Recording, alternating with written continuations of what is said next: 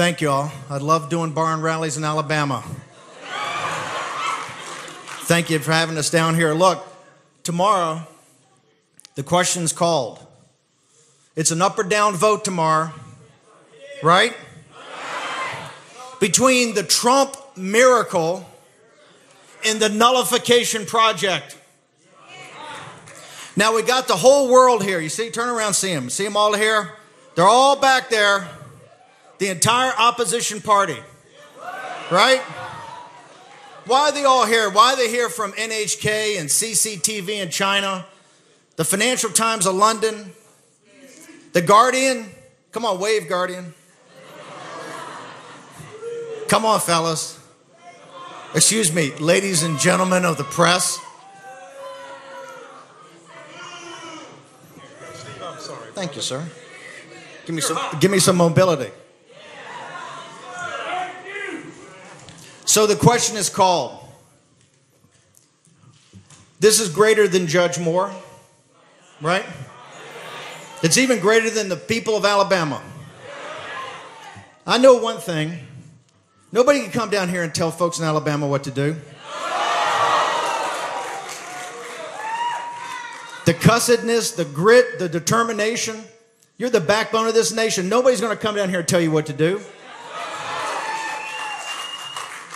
And I'm a Virginian. It's the last thing a Virginian do is tell somebody from Alabama what to do, right? By the way, morning, Joe. You called me a Yankee the other day. Just because I'm from Richmond, Virginia, the capital of the Confederacy. That's right, Joe. I got into some Yankee schools, Georgetown and Harvard, that I don't think you made the cut on, brother. Just because a Southerner goes to a Yankee school, Joe, doesn't make him a Yankee.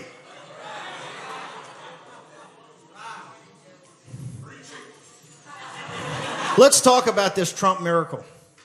Let's talk about what, and I was there on November 8th and November 9th, and trust me, in the sweet hour of prayer, in the wee hours of the 9th of November of 2016, it was the hand of divine providence that delivered that victory.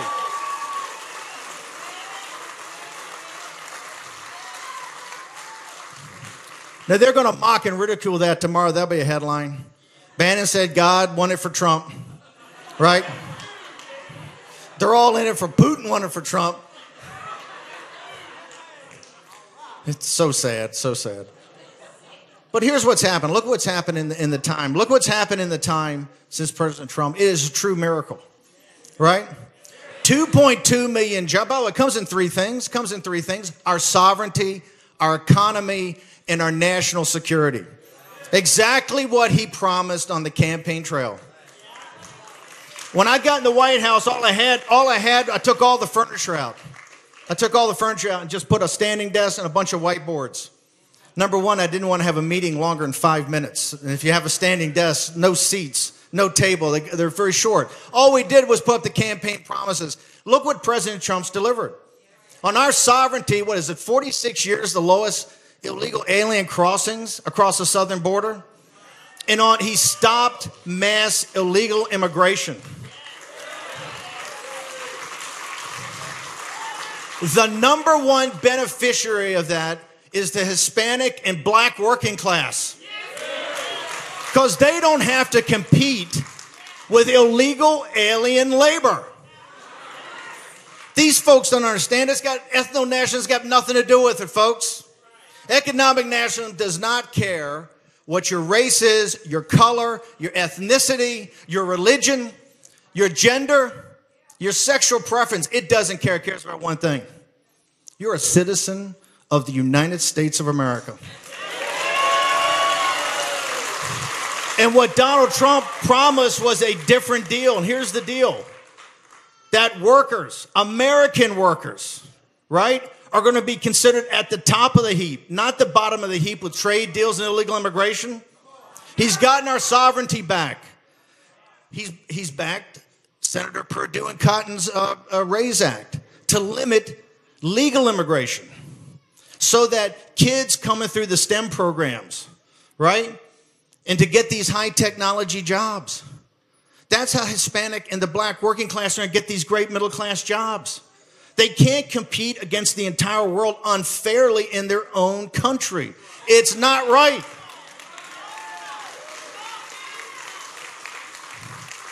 On the campaign trail, they mocked and ridiculed Trump every day on his economic plan. The Wall Street Journal, Financial Times of London laughed at it. We don't have a tax cut yet. We'll have a tax cut by next week. But look at what economic nationalism has done.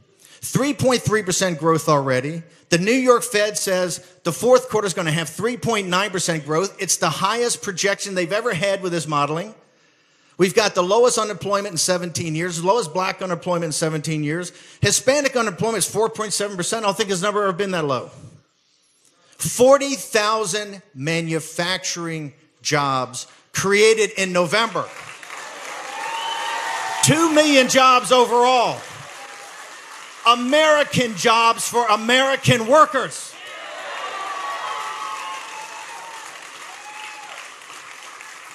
He's recutting every trade deal. NAFTA, the deal with Korea, the deal with Japan. He's forcing China to the table. With our intellectual property, a 301 to protect our technology, a 232 to protect our steel, a 201 to protect our aluminum.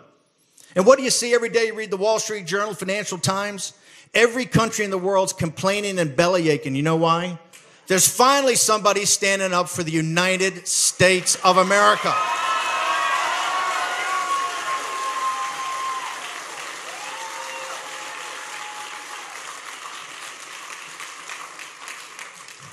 You all talk about hate speech. What about the economic hate crimes the establishment has foisted on the workers of the United States of America? And that's what Donald Trump has turned upside down. Economic nationalism has us at 3.9% growth. The tax cut's going to be an accelerant. We're going to see growth like you've never seen before. You got companies in Japan and Germany, all over the world, all over Europe, and Korea trying to invest in the United States of America. You know why? They know tariffs are coming. They know quotas are coming. Yes, Wall Street Journal, they know protectionism's coming. And you know it's going to protect American workers' jobs.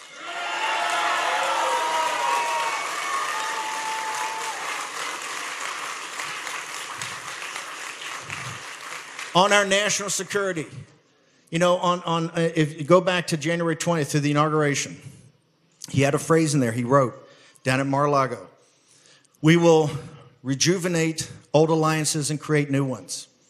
And we will unite the civilized world to eradicate radical Islamic terrorism from the face of the earth.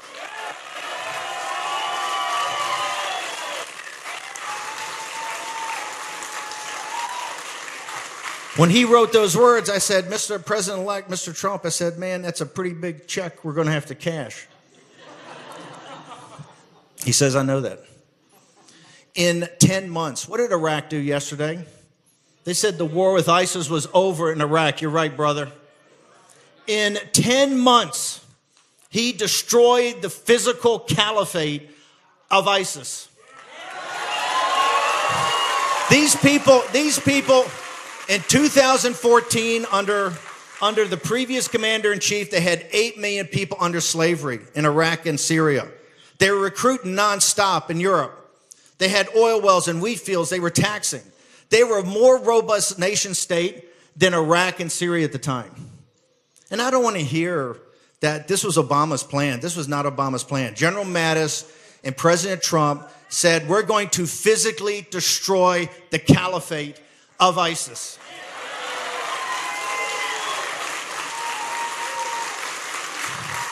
He went over to Riyadh. He went over to Riyadh and called all, with the king of Saudi Arabia, called all, I think it was 44, 45 Muslim nations together, said, we're prepared to work as partners. We're prepared to stand up to Iran. We're prepared to watch that, stop that Persian expansion right through Baghdad and Damascus, all the way to the sea to Hezbollah in Beirut. We're prepared to help you stop it in Yemen. But here's what you got to do.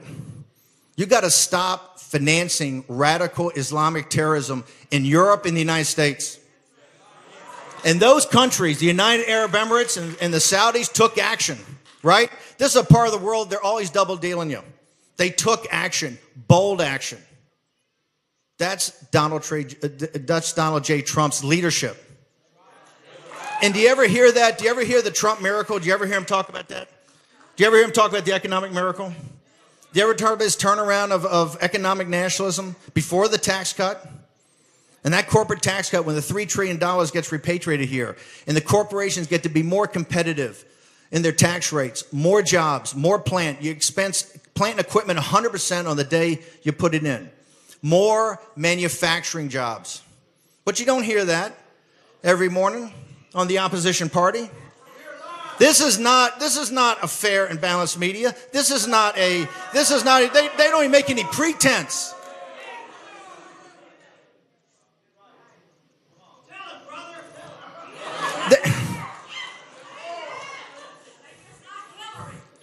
They know that. Lock her up. Senator Sessions, are you listening?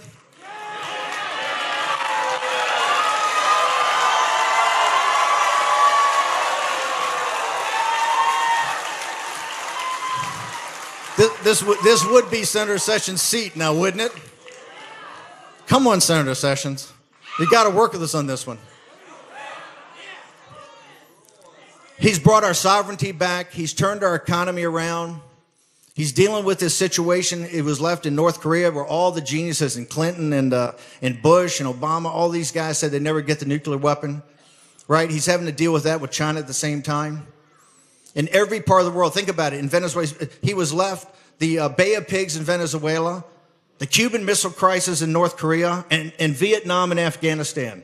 That was dumped on Donald Trump, or all the geniuses out there, right? They mock and ridicule him every day. And look how he's sorting it out with America First. America First doesn't mean isolationist.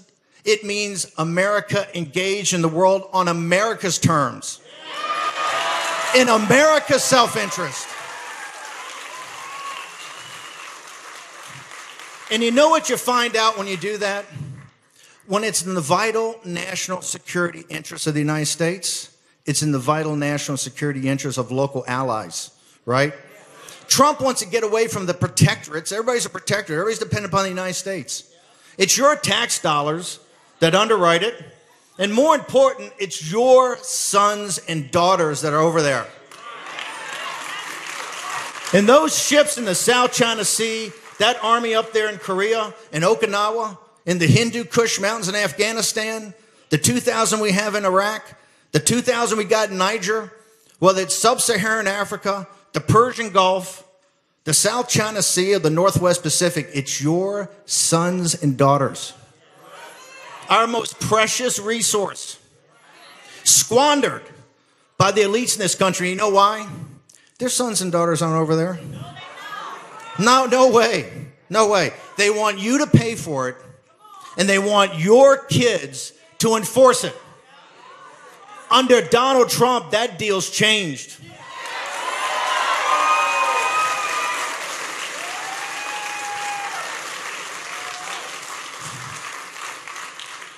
And now let's talk about who really brought this on us. It was the Republican establishment, right? This should be an absolute blowout, except for what they did to Judge Moore, because they couldn't stand being beaten in the first round, right? First, they crushed a good man named Bo Brooks unfairly because they thought that Judge Moore was going to be an easier target. Because they said, hey, only those crazy Christians down in Alabama vote for him. He'll never get more than 33%. They didn't understand something. The populist nationalists of Mo Brooks, the conservatives, all going to back Judge Moore.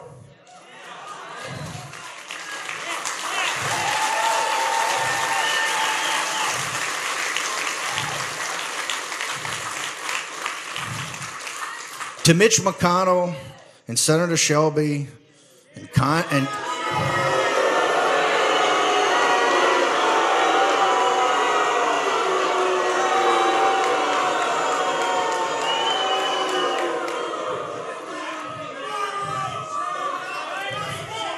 and Condi Rice and all that little Bobby Corker, all that establishment up there every day that doesn't have Trump's back. You know they don't have his back. At all. What they want him for is that corporate tax cut. That's all they want him for. As soon as they get that tax cut, you watch what happens. There's a special place in hell for Republicans who should know better. You know what they're doing. You know what they're doing, and they're trying to shut up President Trump and Judge Moore. They're trying to shut you up. Why do you think the whole world's here? Why do you think they're down here in Dothan and Midland States? Why are they here? Why are they in Alabama? You know why? This about raw power. And they understand what the working men and women of the United States of America set their mind to something, things change. And they're petrified. I was in Scotland last week in the United Kingdom. I'm going to Japan. I just got back from Asia. I'm talking to all these highfalutin groups. And all they want to know is one thing. What are these deplorables about?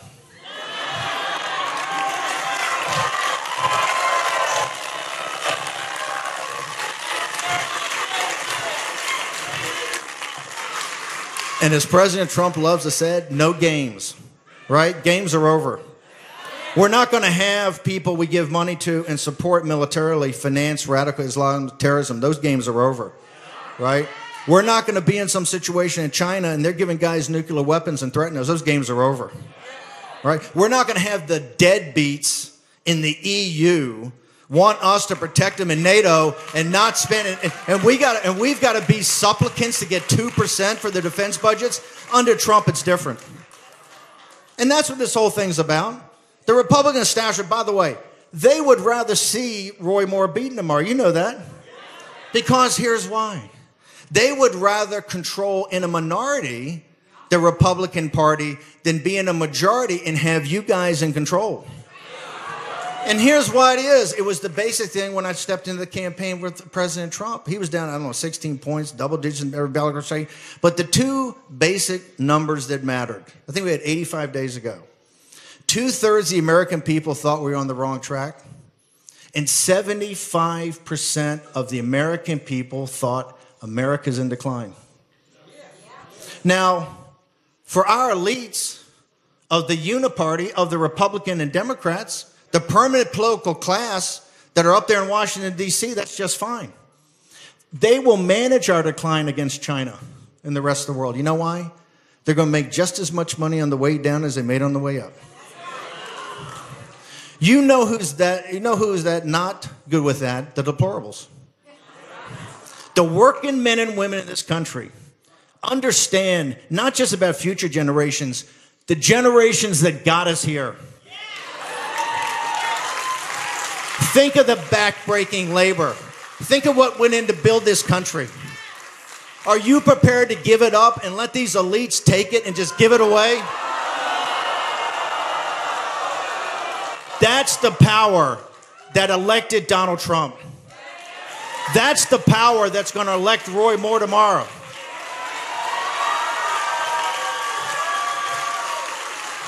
That's the power they fear. And I'm telling you, properly harnessed, it's the greatest power on this earth. In this great country, it's not our natural resources, which are magnificent. A magnificent, stunning country if you've been throughout the world with great resources.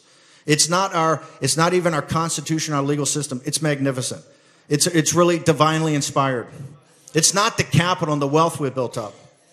It's the American people. Every time in the Revolution, in the Civil War, in World War II, in the Great Depression, right? Eventually we set things right. We're in the great fourth turning here. And I tell people, there's no magic wand. Trump can't wave a magic wand over you. Judge Moore can't do that. This is not going to get settled tomorrow. Hell, 10 months into it, he's got 3 investigations on the Hill by Republicans.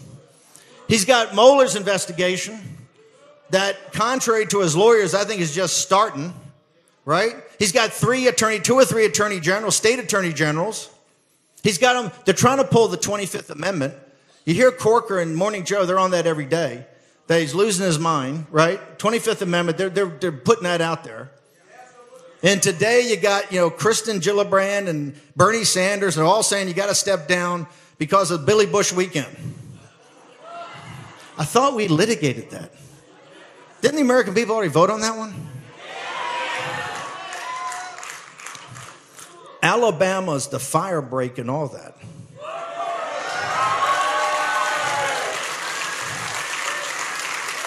Judge Moore wins tomorrow. It's a different deal. You understand that, right?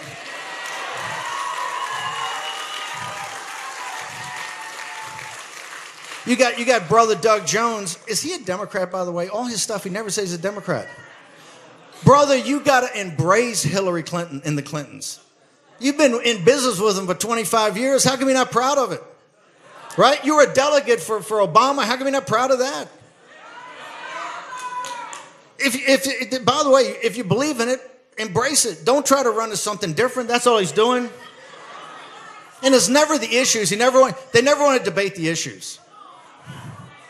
Because they understand if they debate the issues, they lose. So they always try to run as conservative as they can get. These folks are too smart for that. The internet kind of put you legacy guys out of business. That's where you're laying off folks all the time.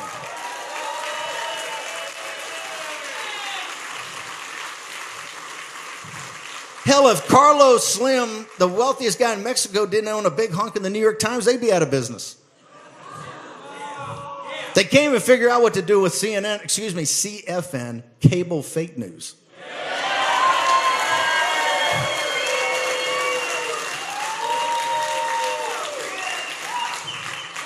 I'm here as a private citizen, Anderson, I know, but it must hurt you to have a guy from Breitbart say that.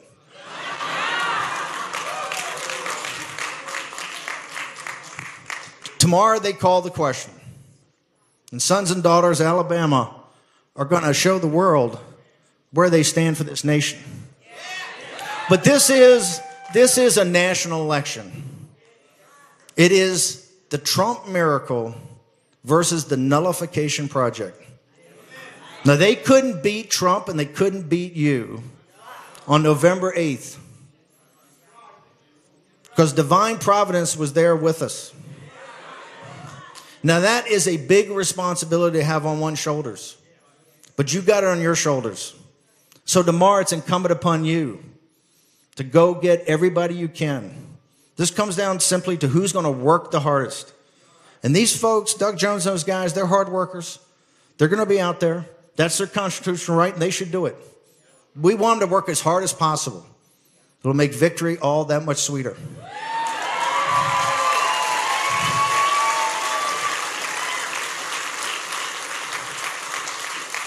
I think if we had to put a question of this importance to one state for the globe to watch, I couldn't be prouder as a Virginian to be down here and address the good folks of the state of Alabama.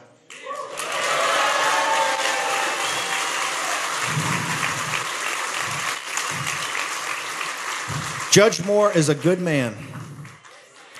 Judge Moore is a righteous man. And Judge Moore, they've tried to destroy Judge Moore like I told you they would. Remember, I told you this months ago. I told you there's politics of personal destruction. They tried to destroy Donald Trump, and they tried to destroy Roy Moore. You saw how they did. There's nothing too low for these people to do. They don't know about them, right? When we go high, they don't only not go low. There's no bottom to how low they'll go. But Judge Roy Moore and his wife and his family came through this, and you should be proud of that.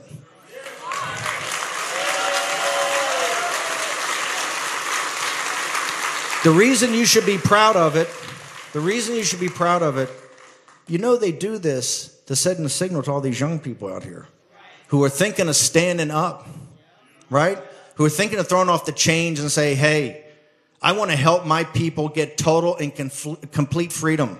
I want to get away from all these deals throughout the world that have taken America's freedom and its wealth and transferred it overseas.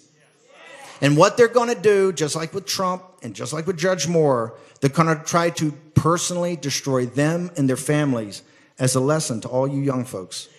That if you're going to stand up, you're going to get the same thing. They're coming for you. Amen, brother. That's exactly right.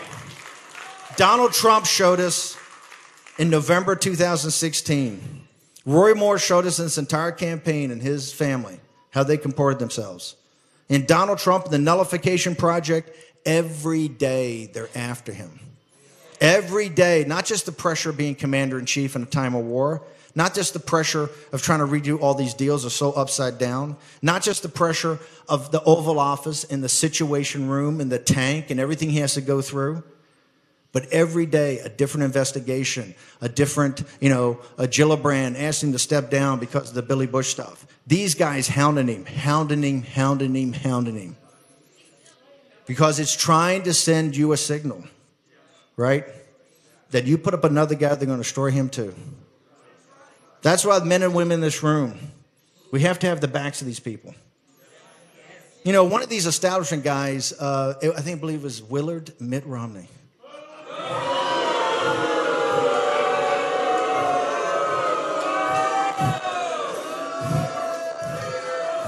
One of my personal favorites.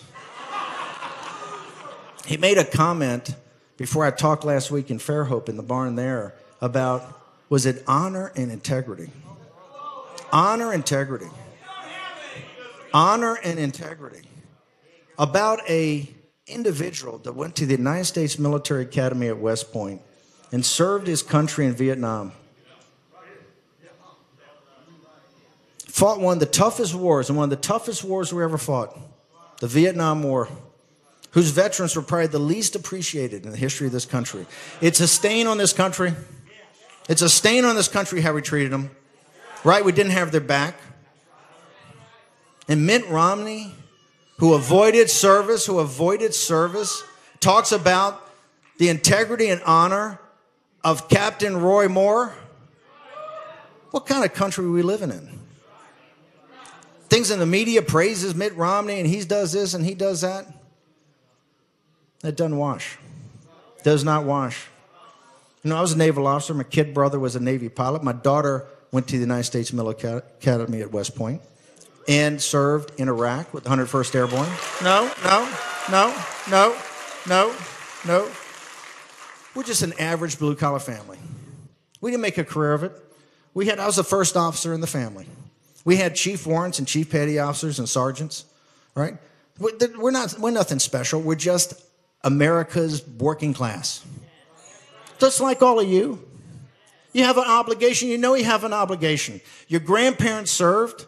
Your great-grandparents served, right? You served. Or people in your family serves. Your sons and daughters serve. That's what keeps this whole thing going. It's you. It's the deplorables. It's the hobbits. It's the silent majority. You don't ask for anything. You're there to do your duty. But what you don't want is some elitists that come in here and question the honor and integrity of one of your own. When you fail to serve, brother, you got to keep your mouth shut. Do not insult these people. It's not about Roy Moore. It's about these folks. They don't ask for anything. They're not bragging about it. They just do their duty to their country. Mitt, you might want to get a number 2 pencil out and write that down. Do your duty to your country.